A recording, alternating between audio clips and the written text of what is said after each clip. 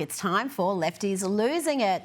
Now, here is a rational, considered opinion about geopolitics, about the conflict in the Middle East, delivered in a sober, eloquent manner.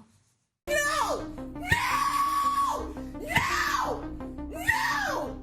Because hundreds of thousands of people are starving! Babies and mothers and grandfathers are starving to death! Because there are thousands of trucks of food and diapers and baby formula behind the f***ing wall! And Israel won't let them in! I think we all learned something there. Let's move along now to this totally sane and rational lady who just can't understand why those around her are happy with the economy booming, with crime being down, with the border crisis being resolved. Perhaps therapy will help. Like, am I supposed to go to therapy now? Because I don't understand what I'm supposed to do with all of the anger and the hatred that I feel right now. But I feel like if I go to therapy, all they're going to say is the same, like, do what's in your bubble of control. You can't control. I know this. I know this. I have been trying to control what I can control since 2016. And every effort I put in and everything I do makes no difference. The world and the people around it keep getting worse. Let's go to the lefty heartland of Portland, where for weeks now Antifa types have been protesting outside an immigration and custom enforcement facility, and it was all fun and games until it wasn't. Shoot at you. An idea, that's fine with me. While the cops do this, I'll shoot at Your feelings hurt!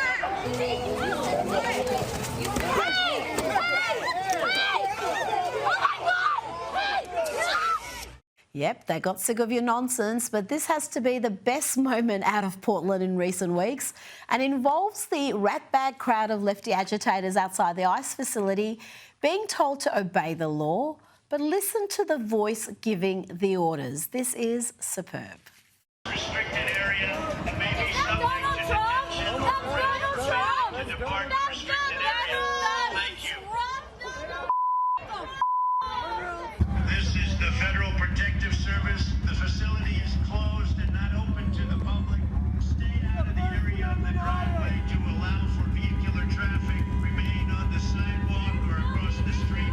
Everyone must leave this restricted area and may be subject to detention or arrest for failing to depart the restricted area. Thank you. Joining me now is political advisor and commentator CJ Pearson. CJ, let's start with this grovelling, pathetic apology from popular fitness influencer Joey Swoll, who copped a backlash from the left for posting something completely normal about Hulk Hogan. I owe my followers, my community, and all of social media an apology.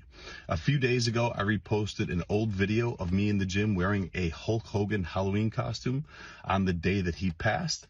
Last night in my live stream, a lot of people expressed how upset and frustrated they were with me that I had posted that. CJ, that pitiful apology went on for some time.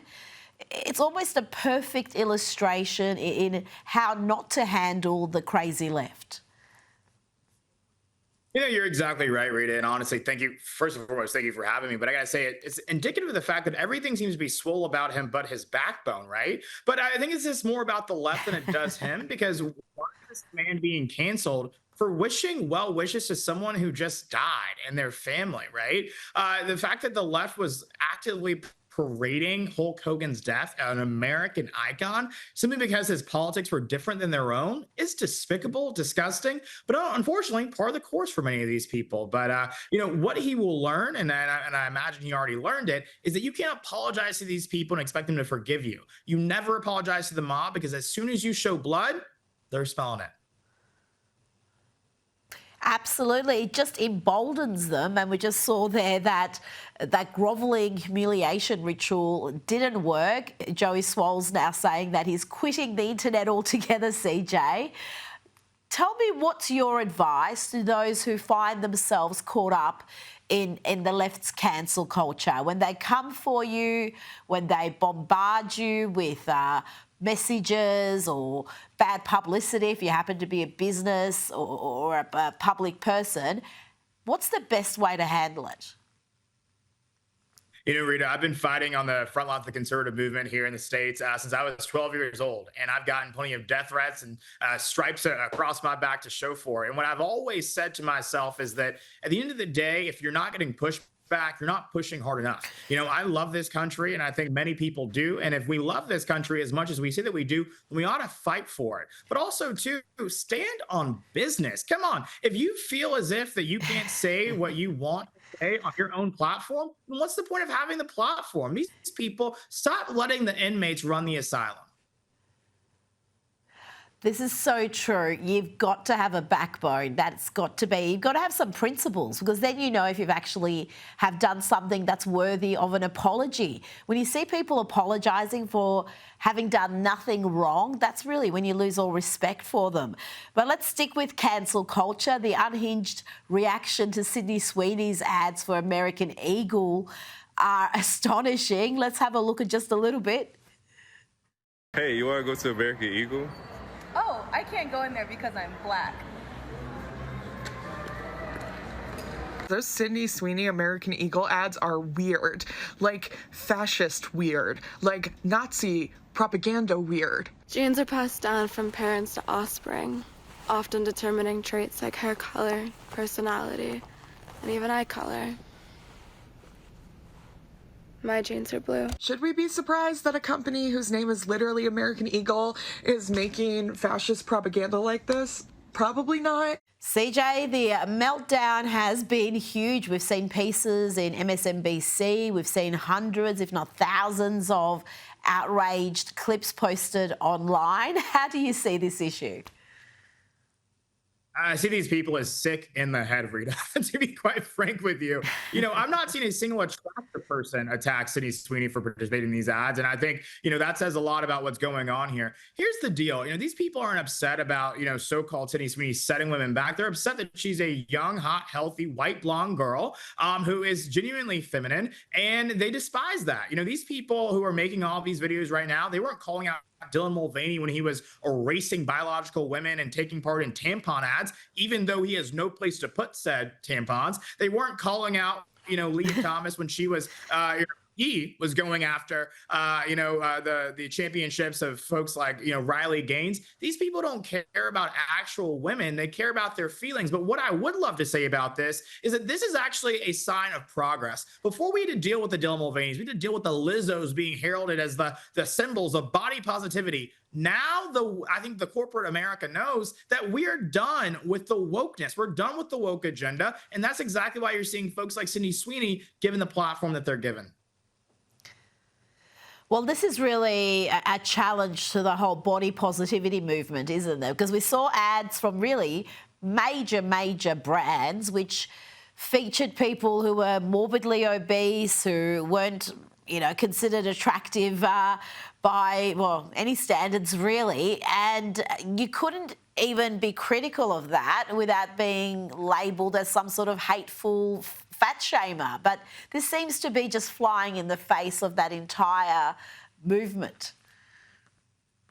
You know, it exactly is. You know, when I voted for President Trump on November 4, 2024, I knew that I was voting to make America great again.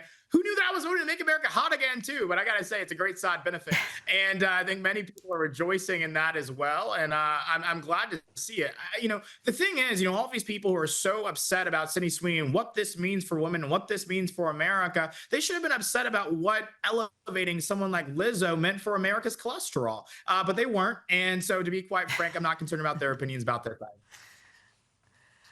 But could this backfire for American Eagle, for the brand behind these ads? After all, we do know young women do tend to lean left, and hearing all this talk about white supremacy and Nazis and propaganda, like, could it backfire on the brand? You know, I don't think so. You know, on November 5th, I think the American people were clear. You know, we wrote the obituary for cancel culture in this country, and I think that we're over the wokeness. You know, in the same way that DEI had to DIE, I think the same thing is going to happen with the woke agenda as it relates to just representation of in this country. And I think that's a win for folks. So I think the people that are upset on TikTok, I think they actually represent the minority. They may be a loud minority, but albeit still a minority all the same. Well, even celebrities are having a go at these ads. Here's Doja Cat mocking Sydney Sweeney. Genes are passed down from parents to offspring, often determined in traits like hair color, personality, and even eye color. My genes are blue. CJ, do you expect to see Sydney Sweeney hit back? From what I've seen, her politics is very much of the left. Could this campaign possibly red pill her? I think it absolutely will. I don't think you go through something like this, the absurdity of it all, and not think to yourself, should I really align myself with these people and their lunacy and just downright, just mental insanity at this point, right? I thought Trump derangement syndrome was bad, but Sydney Sweeney derangement syndrome may be worse. I don't know. Remains to be seen. But, I think that if she's not thinking about coming over to our side, she certainly is after all of this. We'll either red pill her or CJ, it will go the other way. She'll come out and try to prove her woke credentials to win back the left. We'll see what happens. Now, let's talk about Diddy, P. Diddy, and this has to be the craziest story of the week. If it's true, it's the dumbest thing the Trump administration will ever do. There are reports, CJ, that Donald Trump is seriously considering pardoning Sean Diddy Combs. CJ, surely not. I would hope not. If I were in the room with the president advising him on this decision, I would say absolutely not. I think this is an individual who, regardless of the totality of what he was accused of, all of these things, where there's smoke, there is fire. And I don't think that he deserves a pardon from this president. This is someone who actively was an opponent of this president, was very critical of President Trump. And you know what they say, when you win the ball game, everyone wants to be your friend. It's not how that works, right? And so I think if Diddy is guilty of the crimes that he's been accused of, which he was found guilty of certain counts in his trial, then he should actually spend his time in prison and do his time just like any other everyday American would be forced to do. You're so right about his history, what we already know he's guilty of, what he's been captured on video doing. He's not only a vile woman-beating miscreant, but he's also been a hard-left Trump-hating activist as well. White men like Trump need to be banished. That way of thinking is real dangerous. When you look at it, we don't have no choice. CJ, P. Diddy was among the Democrats' most effective campaigners. His Vote or Die campaign was considered a huge success, but the Democrats have kind of memory holed that whole phenomenon, haven't they? They absolutely have, just as they've memory hold, Bill Clinton's ties with Jeffrey Epstein. They don't like to talk about that much anymore. And of course, many of their biggest donors' ties to Epstein as well. Here's my thing. I have no sympathy for P. Diddy. I have no sympathy for anything that he did. But what I do have sympathy for are his victims. And so I think that in light of all of this, no, you don't get to come over to our side and suck up to the president and say, give me a pardon. No, you did the crime. You do the time. I don't care if you're P. Diddy or just a man named Diddy. You do the time, and that's exactly what he should do. Now, CJ, I want to show you a clip from CNN, possibly the first time CNN asked a hard question of Democrat Nancy Pelosi. She didn't like it. Nancy Pelosi became rich. Why do you have to read that? We're here to talk about the 60th anniversary of Medicaid. That's what I agreed to come to talk about. But I wanted what that means in the election. I wanted to give you a chance just to respond. He accused you of insider trading. What's your response to that? That's ridiculous. CJ, Pelosi is a stock market genius. The wealth she has accumulated while in public office is something to behold. It makes even Warren Buffett's mouth water, right? It's interesting to see that, Jake Tapper is finally asking He's probably looking at his ratings and saying, maybe I need to try something and do something a little bit different. But, you know, I welcome, of course, legislation that was recently passed out of committee that will actually ban, you know, members of Congress from owning and selling stocks while they're in office. These people shouldn't be able to engage and act based on the information that they have that no other American has to enrich themselves. There's no reason that someone should go into Congress, make $174,000, but yet leave a multimillionaire. And so I think that this is a welcome, you know, step forward. And I hope that this ultimately passes and is signed into law. Well, I think that's why public trust in politicians has been so low, because you see that in the US. You see these people going into politics with no asset base, and then after a lifetime in politics, decades, they walk away enormously rich. And you look at the salary they're earning and their wealth at the end of their political career, and it does not make sense. Now, Kamala Harris, we have to talk about her, the former vice president. She announced earlier today that she will not run for California governor in 2026.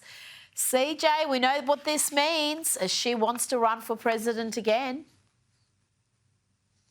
And I hope that she does, Rita. You know, looking at the decision, she actually may be a little bit smarter than I thought she was initially, but maybe not if she's still weighing a presidential run in 2028. I think the American people will do exactly what they did in 2024, reject her resoundingly, because her problems will still remain the same. She will continue to be inauthentic. She will continue to change her accents with the wind, and she will continue to fail to resonate with the American people and to meet them where they are. And so if I could envision any type of rematch, it would be between Kamala Harris and JD Vance, and it's because I know that JD Vance will absolutely wipe the floor with her.